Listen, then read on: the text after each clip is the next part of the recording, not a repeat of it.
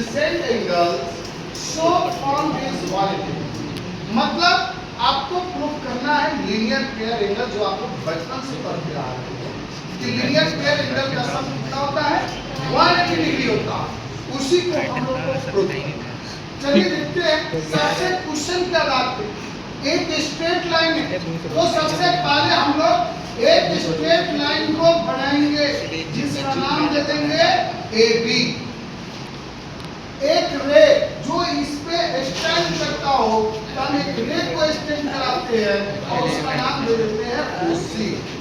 ध्यान दीजिएगा, हमारे पास एक लाइन है AB, इस पर स्टैंड कर रहा है एक रे OC। अब हमारे पास इस तरह से बन गया दो एंगल, टू एडजेसेंट एंगल। बड़े हो ना, एडजेसेंट एंगल जिसमें टू एंगल्स होंगे, दोनों का एक कॉमन वर्टेक्स होगा, एक कॉमन। चलो बुआ, यहाँ पे पहले लिख देते हैं कि गिवन लाइन AOB एंड रे OC प्रूव दैट। अब हम लोगों को प्रूव करना है एंगल AOC। ध्यान देना है, यहाँ पर जो एडजेसेंट एंगल बनेगा angle AOC plus angle BOC equal to 180 degree. और इसी को हम लोग लीनियर पेयर एंगल के नाम से जानते हैं। हर मैथ में इसका यूज हम लोग करेंगे, हर मैथ में, अधिकांशतः इस मैथ में आपको अक्सर यूज होगा लीनियर पेयर एंगल। तो ध्यान दो, सबसे पहले पहचान लीनियर पेयर बनने का, कोई भी टू एंगल जो आपका फॉर्म करेगा, ऐड करने पर एक लाइन का फॉर्मेशन होगा। A pair of angle by which form a line. देखो एक लाइन पर एक पेयर ऑफ एंगल बनेगा, वन साइड बनेगा, उसको हम लीनियर पेयर एंगल कहते हैं। और लीनियर पेयर एंगल का सम 180 डिग्री होता है। चलो इसको हम लोग प्रूफ करने चलते हैं। प्यारे बच्चों, सबसे पहले इसके लिए कंस्ट्रक्शन की जरूरत है, इसके लिए एक कंस्ट्रक्शन की जरूरत। हम हर चीज अब जो भी मैथ पढ़ेंगे उसमें कुछ न कुछ कंस्ट्रक्ट करेंगे। यहाँ पर एक कंस्ट्रक्शन लेंगे, इस प्रकार से एक लाइन खींचेंगे जिसको हम OD लिखेंगे। OD एक रे खींचेंगे जो इस पर परपेंडिकुलर होगा। परपेंडिकुलर का मतलब 90 डिग्री के एंगल पर फॉल करेगा। यहाँ लिखेंगे ड्रॉ OD परपेंडिकुलर AB। ध्यान दीजिए, हमने BO खींचा जो AB पर परपेंडिकुलर है। ठीक है, आप ध्यान दीजिएगा, आपको ड्रॉ करना होगा तो हम लोग AB ड्रॉ करें। अब प्रूफ में चलते हैं। हुआ प्रूफ का मतलब हम लोग प्रमाण देते हैं। सबसे फर्स्ट हमने इस पे खींचा है एक परपेंडिकुलर लाइन। परपेंडिकुलर लाइन जो होता है 90 डिग्री का एंगल बनाता है, अर्थात एक part angle AOD plus angle BOD। गौर से देखो, एंगल AOD प्लस BOD, इसका वैल्यू आप स्पष्ट देखोगे AOD परपेंडिकुलर होने की वजह से 90 डिग्री, BOD परपेंडिकुलर होने से 90 डिग्री, अर्थात 90 प्लस 90 180 डिग्री हो जाएगा। इसमें किसी को दिक्कत? देखो इसका भी वैल्यू 90 है, इसका भी वैल्यू 90 है, यह 180 डिग्री हो जाएगा। अब कहोगे सर ये तो हो ही गया प्रूफ, अपने प्रूफ क्या करना है? अरे तो जरूरी थोड़े है कि तुमको देगा ऊपर परपेंडिकुलर ही है। लीनियर पेयर का मतलब कोई भी दो एंगल होना चाहिए, चाहे वह किसी भी केस में है। बस उससे अगर एक लाइन, एक स्ट्रेट लाइन फॉर्म कर रहा है तो उसका सम 180 होगा। हमको याद दिलाना है। चलो आप देखना AOD को, गौर से देखो हुआ AOD। क्या मैं इसको लिख सकता हूँ? AOD को अगर ऐसे लिख दे, एंगल AOC